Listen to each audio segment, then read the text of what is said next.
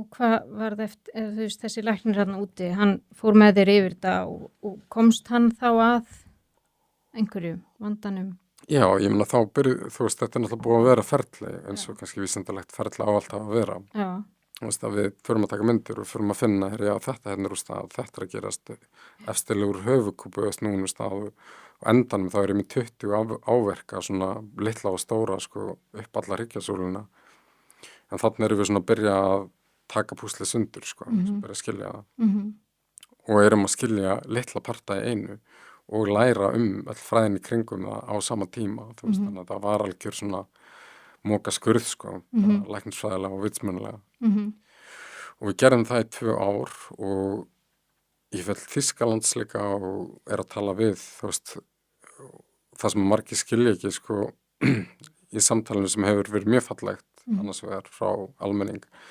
En svo líka hefur maður fengið alveg svona gusurnar yfir sig, sko, hvort maður þykist vita betur en heilbrigðiskerfið og bara þetta er ekki són sem ég hef nokkuð tíma valið mér að fara inn í til þess að þurfa að vera að tala nokkuð mannum, skilur ég bara margt skemmtilega að gera heldur þetta, sko. En í Þýskalandi þá fæ ég beiðni að koma heim til Íslands og þeir ætla að gera við fótinn á mér. Og það er svona þar sem að það verður mér svona fænali ljóst að þá erum við búin að skilja hvað er að, alveg niður í dítel, við erum komið með kenningu sem er bara studd með röntgenmyndagögnum. Já, við vitum að þetta er sjaldgæft, já, þetta er óalgengt, já, þetta er skrítið, þetta passar ekki inn í ferlan ykkar, þið hafa ekki séð þetta áður, en þetta er samt svona. Og það var eftir að vera búin að tala við mörg hundruð sérfræðinga í heiminum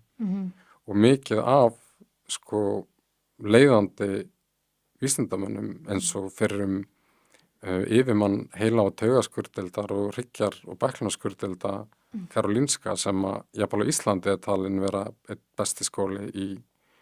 heiminum og háskóla sjúkrahús. Þú veist, og við vorum búin að fara þangað og fá hann til að fara yfir kenningarnar og sjá hvort að það var eitthvað, þú veist, þannig að það var alveg vita á þessum tímapunkti þetta er það sem er að, sko. Er það íslenskur læknir? Nei, hann er sænskur, sá, og var sjálfstætt starfandi eftir að vera búin að vera yfir hann í 20 ára á Karolínska. Þá var hann búin að færa sig yfir á þú veist, en hann hafði bara ákveðna þekkingu og vísaði mér svo næsta svona superspecialista sem hann þekkti sem var á Indlandi og svona fetu við bara hvert gaurinn og fætur öðrum, sko. Og þegar við komum til Íslands að þá vorum við eftir 2 ár af stanslausi vinnu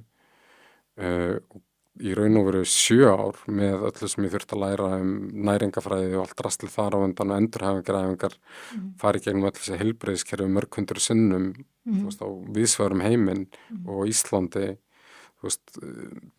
bara ég veit ekki hversu oft ég fór á bráðamóttöku 13 sinnum, 27 sinnum á heilsugæslu, þú veist, þannig að maður var farin að fá mjög mikla innsýn inn í hvernig þetta virka allt saman.